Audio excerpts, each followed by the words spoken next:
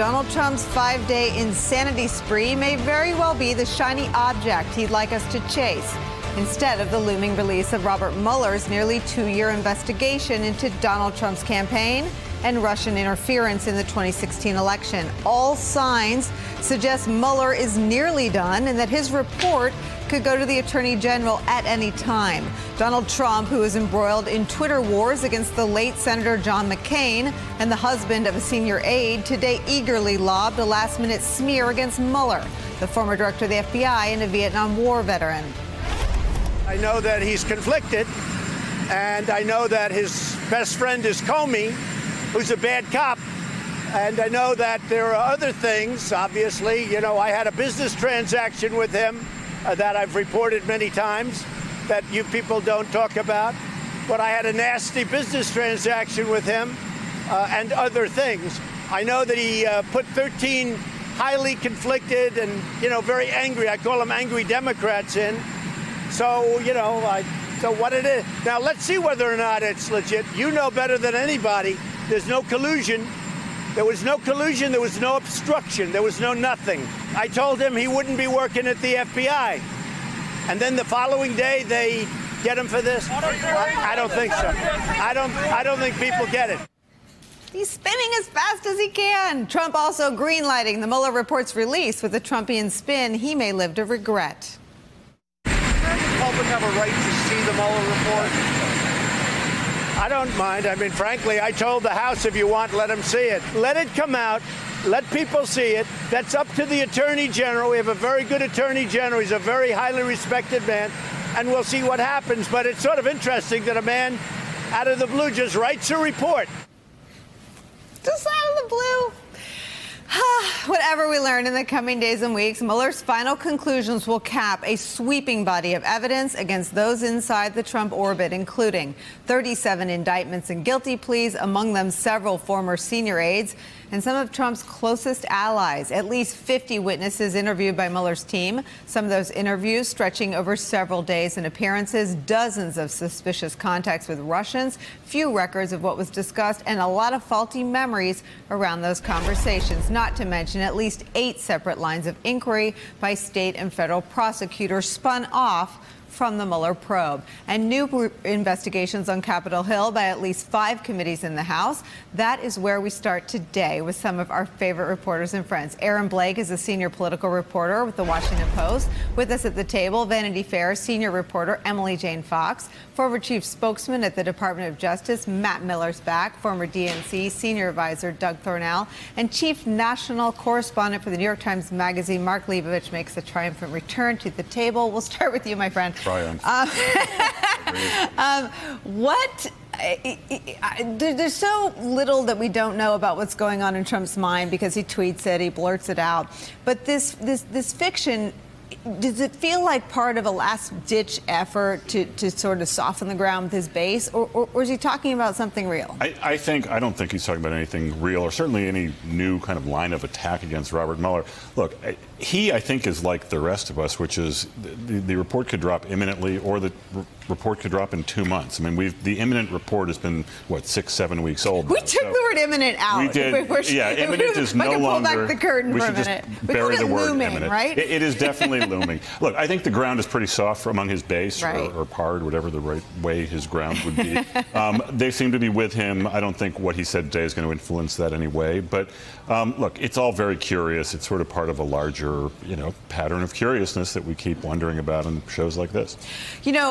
And we've covered sort of the lunacy, in a Twitter war with a dead person is just an insane thing to write and read at the beginning of a newscast. But that seems to be the effect. The cause seems to be this looming Mueller conclusion.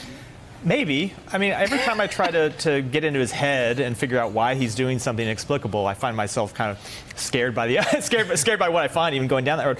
I don't know whether he's being strategic, whether he's trying to create a different fight and create some distraction because he's worried about this report. I don't know if he's doing it because he's panicked, or if it's just because he's a terrible person and he likes attacking John McCain because he's at the bottom just a bad person who likes to do bad things like pick fights with dead people in the same way he likes to pick fights with the parents of war heroes.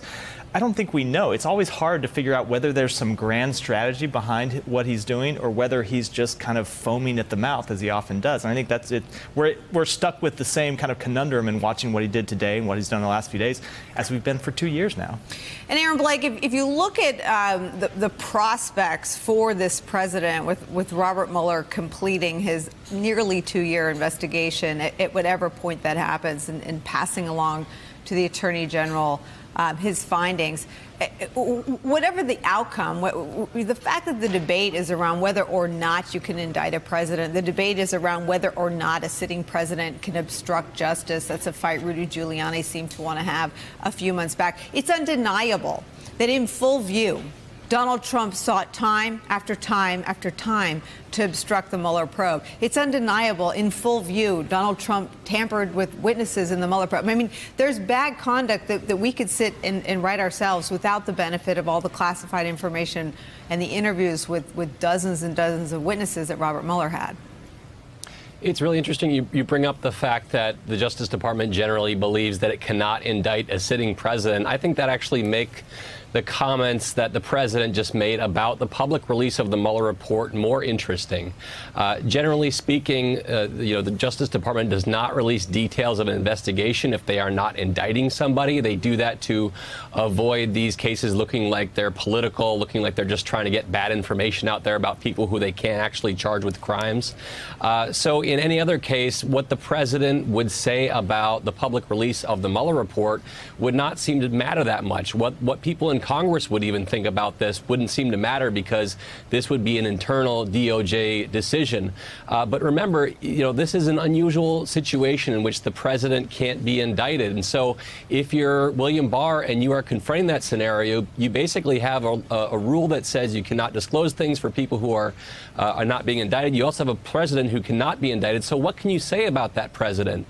So he does have a certain amount of discretion here. And I do wonder if the president effectively giving him the green light to disclose the Mueller report, at least as far as his own personal conduct goes, might have some kind of an impact on what we ultimately learn from this. It's such a good point, Matt Miller. And this is, I think, the argument that Jim Comey, and people may agree or disagree about whether or not he's a flawed messenger on this. I think it's the point he was trying to make, that because we're all operating, and again, we never know if we're operating on the right assumptions, but we're operating under the assumption that a decision has been made that the president can't be charged, can't be indicted, that it is not the calculation that had to be made in the case of Hillary Clinton. Why not release all of the findings? Why not make public all of the conduct that was discovered and scrutinized? And why not, if the president himself has said, yeah, put it all out there, I can't be indicted, let him pound his chest on the fact that he can't be indicted, not that he didn't commit crimes. It's exactly right. I think the mistake that I believe Comey made in the Clinton case was he didn't follow the department's practice and their rules, which are basically indict or shut up. If you can't indict someone,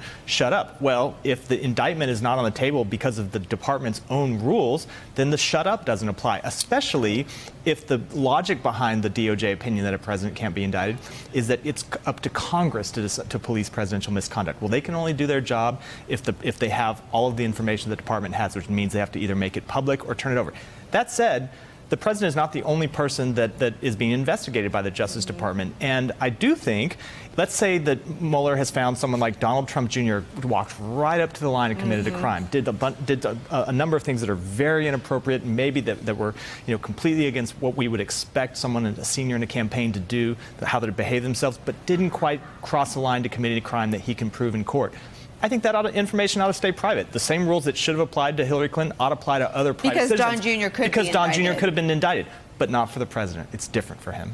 Let me ask you, there's been some, I know Adam Schiff has questioned why the president wasn't before a grand jury. Isn't it easier to share evidence in a report like this if it's not grand jury evidence? That's right. And when you look at one of the things I think that's always been interesting, when you look at the way Mueller has done this investigation, we've never seen any reports of the president's aides, who are most central to the obstruction piece of the investigation, going into the grand jury. They've all done voluntary interviews, which means that the grand jury secrecy rules that would prevent the Justice Department from either releasing that testimony publicly or giving it to Congress don't apply. The White House may still try to assert executive privilege, but the hard, bright line about releasing that testimony because of grand jury secrecy isn't the case for all of those obstruction of justice witnesses.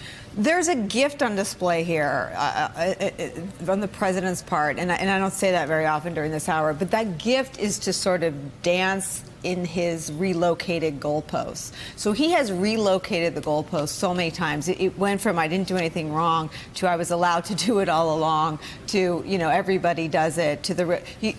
And it would feel like what he's prepared to do is, no matter what Mueller finds, all I said I didn't do was collude. And no matter what Mueller finds, I can't be indicted. I mean, it seems like he's prepared to celebrate a victory that only he could define as victorious. There's no one claiming that he didn't do truly troubling and disturbing and things that make you look like you're guilty of something. He will brand this as a victory no matter what, because that is what he has always done. Yeah. But I think he will also believe that it's a victory too, and that is the weird disconnect that he has, that he just draws his own universe in whatever way he sees benefits him most and then actually believes it. I mean, if you just take his criticism of Robert Mueller that he said today, it's a I mean, I don't know if we really want to dissect it because it was drivel, but the lines that he was using against Bob Mueller were criticisms that any other person would say about him. He was attacking who he was best friends with. Look at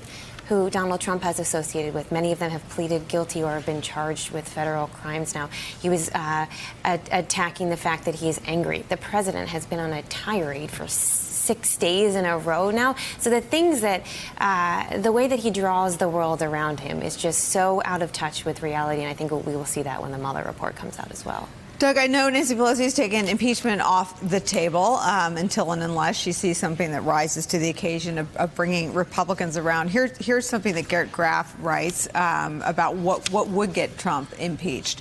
Mueller or the Southern District or one of the other 18-plus investigations targeting the president could dramatically alter the impeachment narrative in Washington in one of three ways. One, by outlining clear evidence of a specific presidential crime.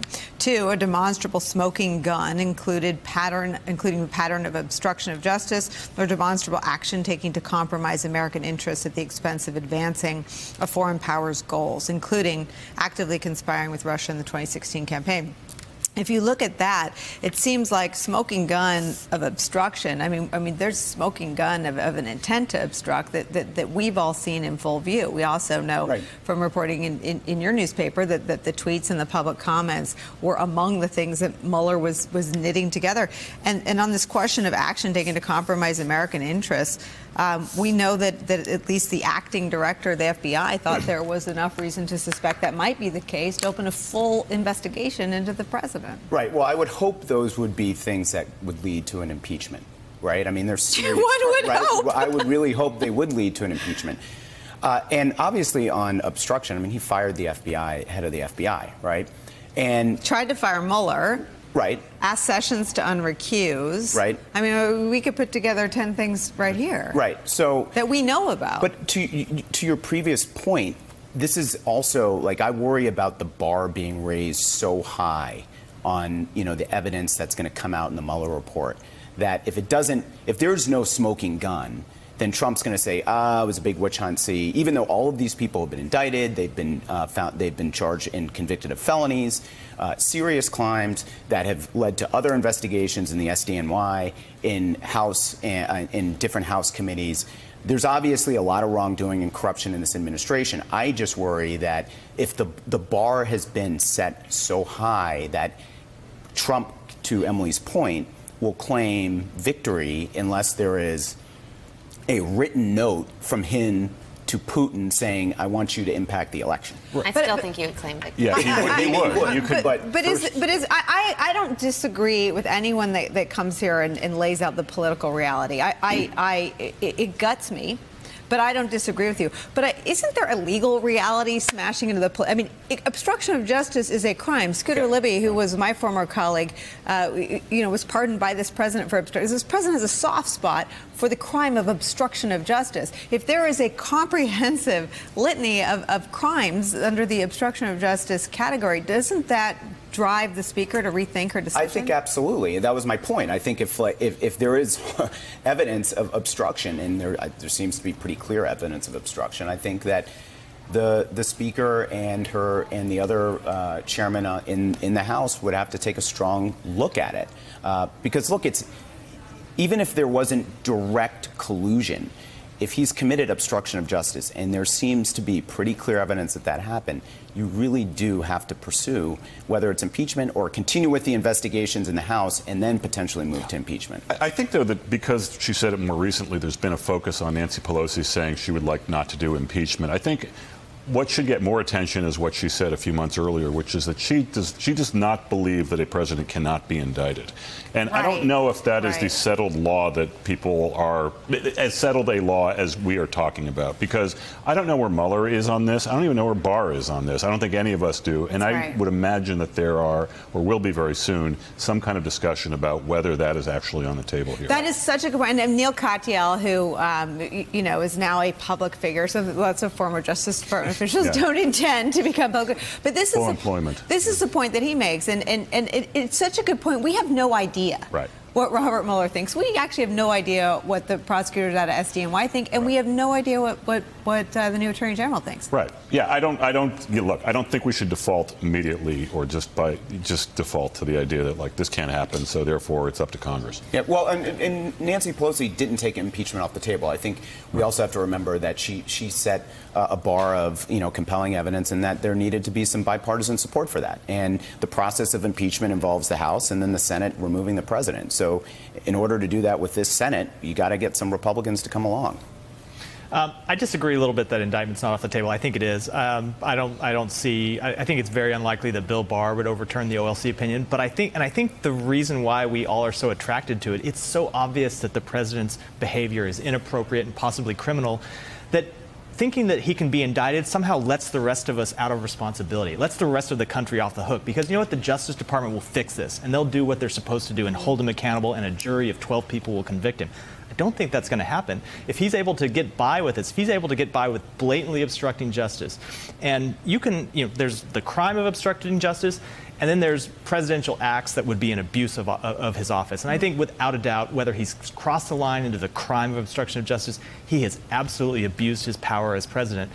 And to some extent, thinking that Bob Mueller is going to bail us out lets the country off the hook. Well, Congress should be. But who is us? I mean, a bunch of people around the table aren't going to put the country brought. Correct. Although I do think that the country has a greater faith in the legal system than it does in the political system right now, and the idea and rightfully so. Right. As I said at the top of the show, they've indicted dozens of people, charged them with the crimes of obstructing justice. And the idea that I guess in this case, Republicans in the House and in the Senate, where they control the majority, is going to actually, settle this in a satisfying way, I think is folly to think. And it's not just politically satisfying, because again, I don't disagree with your political analysis. It's the message they're sending, the bar that they're setting. If what Mueller produces is a comprehensive report or detailing of crimes committed, I thought that the way she checkmated the Republicans when she said impeachment was off the table by saying, if they look at that and are fine with criminality in the Oval,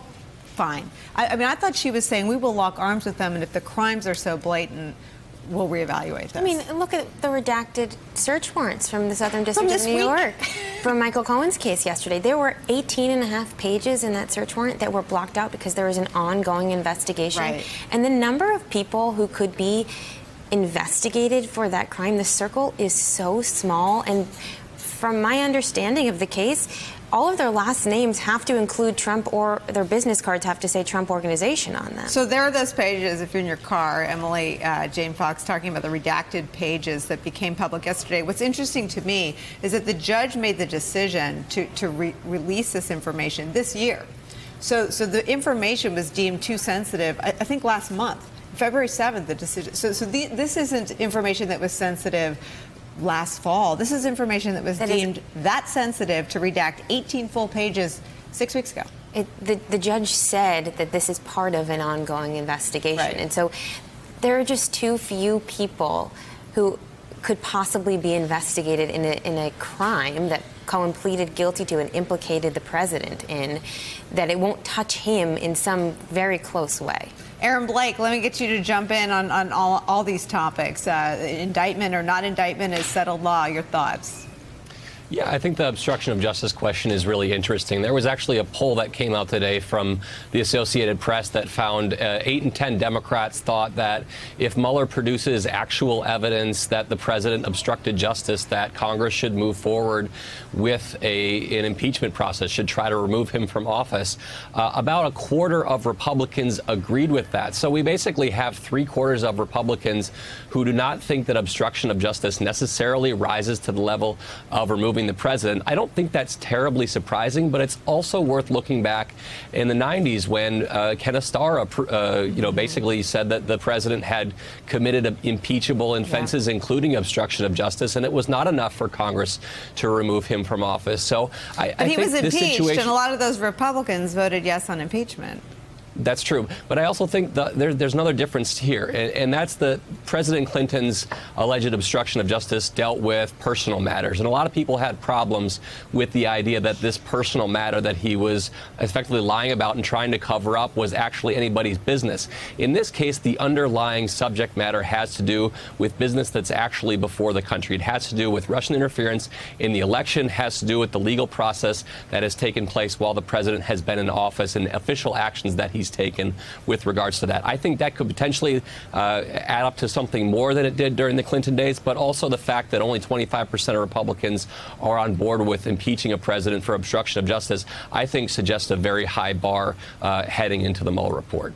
Hey there, I'm Chris Hayes from MSNBC. Thanks for watching MSNBC on YouTube. If you want to keep up to date with the videos we're putting out, you can click subscribe just below me or click over on this list to see lots of other great videos.